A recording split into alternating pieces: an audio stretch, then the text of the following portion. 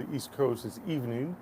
Um, Mabrika, welcome to Council Fire with the Riverwinds. We're your hosts, Chief Joseph Riverwind and the lovely. Dr. Laurelyn Riverwind. And we're having a very biblical discussion right as we went live about patience, which is a fruit of the Spirit. And I was like, honey, do you have a verse Hurry. to share with everybody? Hurry, hurry. We're supposed to have been online. We had it set for a minute ago. And so she looked up a verse and it Well, said, I heard Psalm 27:14 as he was pressuring me to hurry up. And so I pulled it up, not knowing what it says. The glass. And it says, wait for Yahweh. Be strong and let your heart take courage. Wait for Yahweh. And,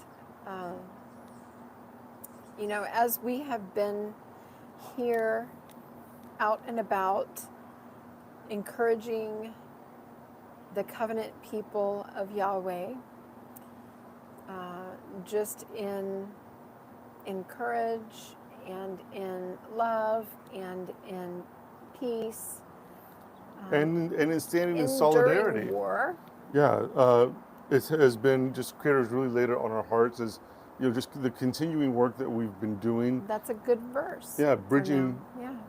our people with the people of Israel and the indigenous people of that land, their right to defend their homeland. It has just been unbelievable, the responses we've met with leaders in the Jewish community, spiritual leaders, organization leaders. One person today in tears said, "This has been the best day that I've had since October 7th. And that was just no agenda. It was just say, hey, we'd like to meet over some coffee and just let you know we love you.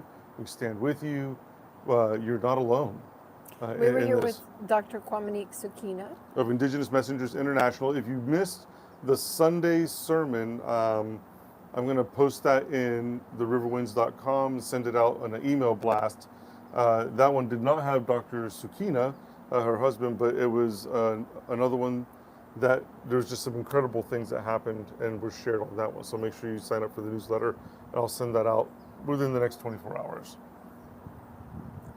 So it was, we've really enjoyed talking with the Jewish people since we've been here, and we've also talked with a lot of believers. We've done some speaking at home fellowships and backyard fellowships. And oh my gosh, that King's Garden was incredible. An incredible little oasis of fellowship and relaxing. Very relaxing, very peaceful. Just the Ruach, the Creator Spirit was just filling that place. And it was like this little mini practice of every nation and tribe. There were people there from all these different ethnicities, from the four colors all of the medicine wheel. Yeah, all the colors of the medicine wheel were there together. Multiple and of all of the colors of the oh medicine my gosh, wheel. the food. It was really, really amazing. And one of us can scoot some which way.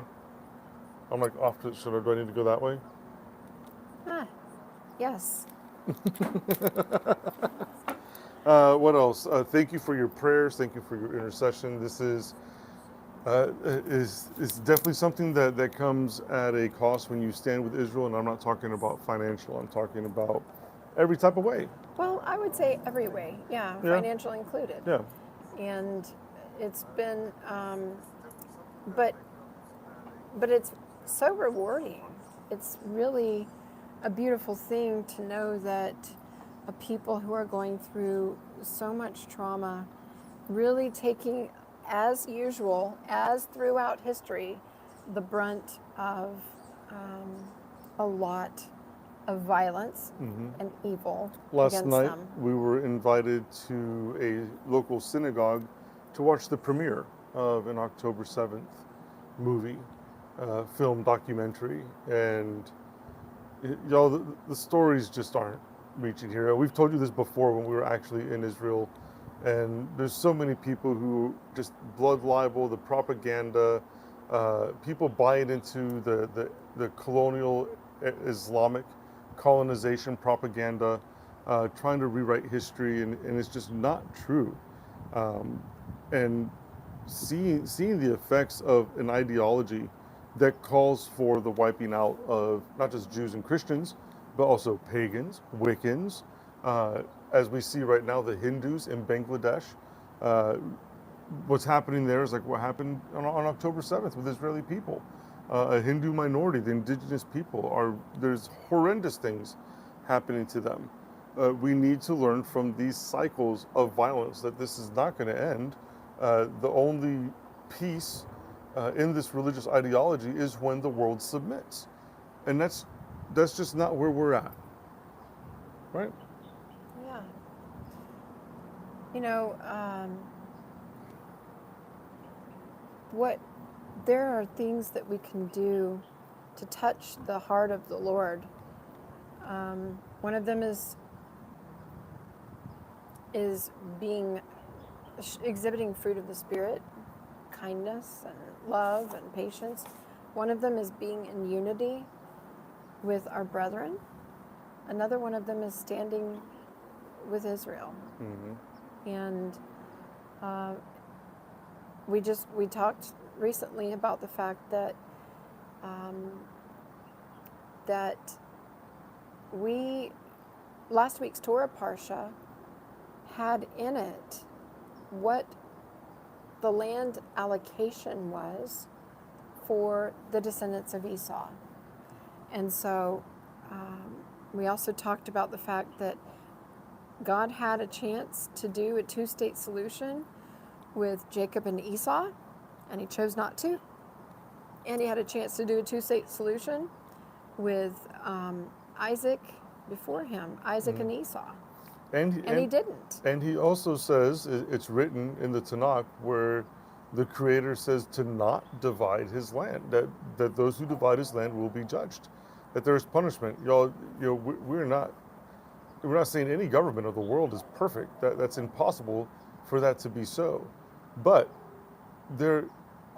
when you look at the history of the Middle East, when you look at the history of the colonization and the real ethnic cleansing that has taken place, the real genocides that are still happening today, you have to ask yourself, why is nobody marching and protesting or stopping traffic on the highways for the Hindus in Bangladesh? Why is nobody doing that for the millions of people who are either being forced to convert or die, be executed, murdered in Rwanda? I was going to say, why did that not happen about Rwandans? Or, and those are probably really bad examples because those are good causes.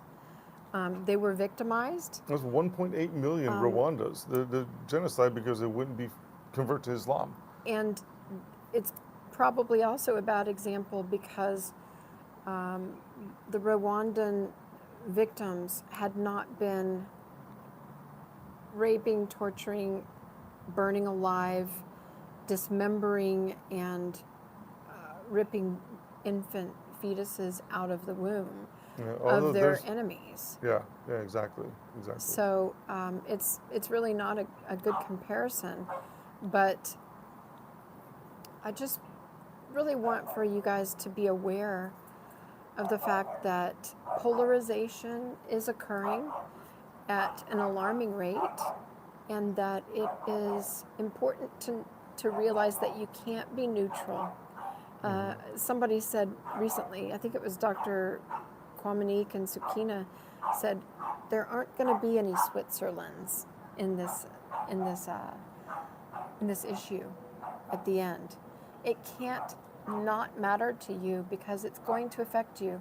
It's already affecting our lives. We see terrorism being implemented here in the United States, and those are the same enemies, by and large, not everyone, but most of them are the same enemies that Israel is facing.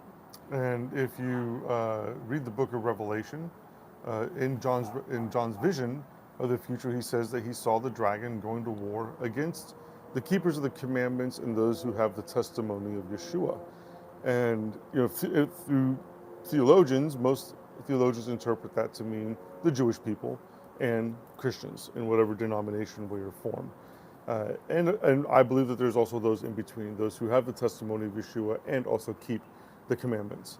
And we're already seeing this happening. Already, there were 3 people that were recruited, a 9-year-old, a 10-year-old, and I think a 13-year-old, were recruited by ISIS to do acts of terror. These American kids were brainwashed into believing that they had to murder and do an act of terrorism, and they were willing to die for Islam. And one thing that people need to understand is the term taqiyya, and not the Hebrew taqiyya, which is one of the battle sounds for the shofar, but the ideological concept of taqiyya in Islam, which is as simple as this.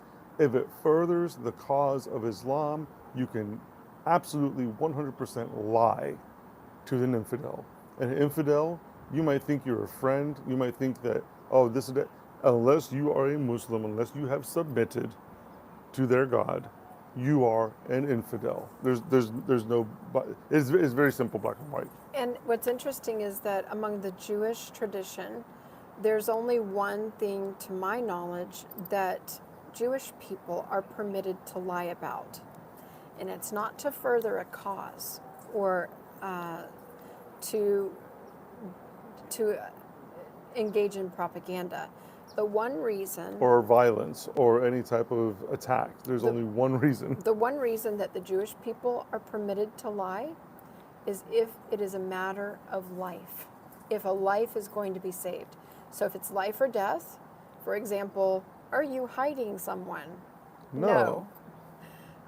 We see it with the midwives in Egypt when they were called before Pharaoh, and Pharaoh asked why they were letting the Jewish babies live.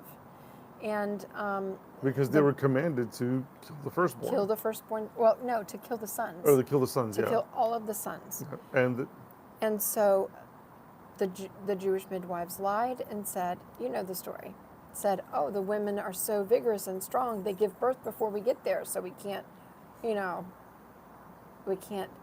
kill them without the mothers knowing. So.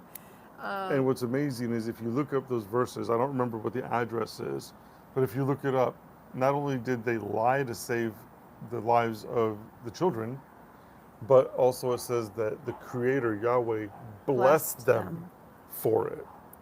Yeah. And this is a very stark reality when it comes to this clash spiritually that's taking place, because you are talking about a people and a people group and a spirituality, a religion that espouses life above all things, making things better, bringing good into the world, bringing light to the world, because they are to be a light to the nations. And then you have another ideology that embraces death and destruction and believes that they need to shed more blood in order for their version of the Messiah to come. And that's the Muslim faith. So, so we want to, I think let's shift into giving some encouragement. Yes, absolutely. That when we start seeing these things shape up, we know that our Messiah is coming soon. What are you doing about it now? So, wouldn't it be amazing to, with our own eyes, see the Messiah descending from the sky, just as he left, so he will come. Making all things right. You know, one of the most incredible things. Were you finished with your thought? Actually, finish your thought, because I wanted to share what that rabbi this said. is important. Remember that part, because he warned us that people are going to come running here and there and saying, "Oh, I found the Messiah. I found the Messiah," and that we should not believe that, and that even the elect could be deceived if it were possible. So we need to remember that the Messiah is going to be descending from the sky. Yep. And one of the rabbis and that there will be an imposter who there comes will be an first. imposter. Yes, there's always a counterfeit. Many people will be deceived, and it's the Jewish people are looking for Messiah. They want so much for Messiah to come.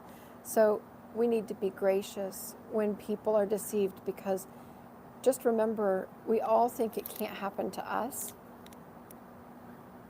Yep. We all think that. And if you want to be considered among the elect that get gathered from the four winds, make sure you look at that, because that ingathering that takes place is only the elect. Sorry, doctrines of man, not sorry. Doctrines of men tell us that we all get caught up, but Scripture is very clear that it's only the elect. How do we become the elect? Oh my gosh, we're not there. I'm not there. I'm still I working on. like to hope, I'd but like I to don't hope. know. I mean, sometimes creators like, look, just can you work on these three things to walk humbly with your Creator, to do justice, to love mercy? Can you start there? And that You word know? justice is actually mitzvot. It's Yeah, to do commandments. yeah. So it's to do the rules that the Lord has put in place for Put us, feet behind your hearing of the word, which right? is what Messiah did. Yeah, faith without works is dead. So we need to put feet behind what we're doing. We need to put feet behind when we say we stand with Israel, and just really understand and know the truth, the history of restoration, the history of prophecy. Many of you who are listening to this know about the appointed times and the Matzorot, the constellations, and how all these things are just on a biblical cycle that's being completed right before our eyes, and we need to be prepared. Um, just the other day, one of the Orthodox rabbis that we spent some time with uh, said something to me that it just cracked me up. And he was talking about how much he appreciated that there are people who are believers in Yeshua, and it didn't bother him saying that, but that are standing with Israel and they're actually putting feet behind their voices. And he said, look, there's going to come a time where Messiah is going to come, and you're going to ask him, is this his second coming? And we're going to ask him if it's his first. And he's going to say, He said he's going to say yes. yes. And he goes, and then that's the end of it. And then the Torah will go forth from Zion, and then the world will be restored, and every nation, tribe, and tongue will come to the house of prayer. Listen, we can't be so bent out of shape when somebody has different doctrine than we do. We were all in a place, we still are all in a place of something wrong with our doctrine. We are not easily moved off of our doctrine because we do a lot of research. But that doesn't mean that we can't love people. That doesn't mean we can't be good and gracious and listen. And it doesn't mean that we can't be kind. So, Like that other rabbi said to us, random acts of kindness should be routine acts of kindness. Be the light in the world. The darkness is encroaching more than ever. The veil is getting thin between the spirit realm and this one. And there's a lot of people out there seeking answers. And a lot of people out there wanting to know the truth. If it's called a narrow path for a reason. Not a narrow-minded path, but a narrow path. And not an open-minded path to where just anything can be regurgitated into it. We're supposed to have a renewed mind of the Messiah, regurgitated. So I don't have anything else. We're still here for a few more days. Keep us in your prayers. Thank you. There's been some pretty incredible things that have happened. The earthquake was pretty interesting, and there's just okay, at risk of seeming or you gonna tell them the feeling story? a little bit egocentric. Okay, which this is a very we really cool story. don't want to be. No. But we couldn't help notice the timing of the mild-ish earthquake that happened when we were meeting with some Jewish people. We were discussing. We were 11 stories up in a building. And at the very moment that Joseph, talking about Mount Zion, And I was talking said, I said, it is time. Sometimes, I can't remember my exact words now. he said, it's time. It is time to take back our sacred places and our sacred things. And right at that moment, the whole building started doing this. and we're looking at each other like, what is happening? And Kwame is sitting there, and she's like, when the Jews and the natives get together, the earth shakes, the earth moves. But it was so, and it was interesting is that if you look way back at some of our videos when we were in Israel, we had mentioned something to the fact of that we believe that it's going to be an earthquake that takes down what is currently there at It's the my temple. working theory. Yes, yes. And so we thought it was amazing that when he said that, an earthquake happened, and he's talking about reclaiming the Mount Zion Yes. for the Jewish people, and the earthquake occurs, and we were like, Whoa. We're all sitting there like just swaying. Everybody's looking as at we're each going other. back and forth, we're like, wow. Yeah, and I said, now we have had the full experience of this area because we have had an earthquake. We're leaving with an earthquake. But the reality is, ask yourself this is one of the things we're going to close with. Why is it that every indigenous culture, every people group in the world has their sacred sites and their most sacred places? Not all, because there's some sacred places among First Nations that we no longer have. And of course, many tribes have lost things due to colonization. But how many of those cultures in the world today have their sacred temples, their sacred places that they go to as a people? Well, why can't the Jewish people have their most sacred place? Why is it under the control and watchful eye of the Waqf, the people who believe that is a holy possession, not because they care about it, not because they love the Temple Mount, but not because it's listed as their sacred place in their holy book. Yep. Not because of any of those reasons, simply because it is conquered territory, and Waqf means holy possession. They believe it's theirs forever. But something amazing happened. When we say they, we're talking about the Muslims. The Muslims. But something amazing happened on Tish B'Av, and that was that for the first time in over 2,000 years, silver trumpets were blown from on top of the Temple Mount, and Jews were praying prostrate, which is the only way that they can do on the Temple Mount for the first time. The spiritual implications of this is incredible, and definitely not something we can get into on a short Facebook live video, but do research on silver trumpets. Silver trumpets were commanded to be blown during a time of war. Mm-hmm. So it's calling for Yahweh Tsevaot, the To Lord remember. of heaven's armies. It's like it's calling the war chief. It's calling Creator as a warrior to come and fight on behalf of his people. Yes, it says in Exodus, Yahweh is a warrior and Yahweh is his name. And so may he be so for the Jewish people. May there be peace in Jerusalem. May there be just absolute timing to perfection according to his clock in everything that we're doing. So be where you're supposed to be. Thank you for your prayers. Thank you for your intercession. We are making the difference through your help as well. When you want to stand with Israel and the Jewish people, there are many ways that you can do it. One among many is helping us stand with Israel.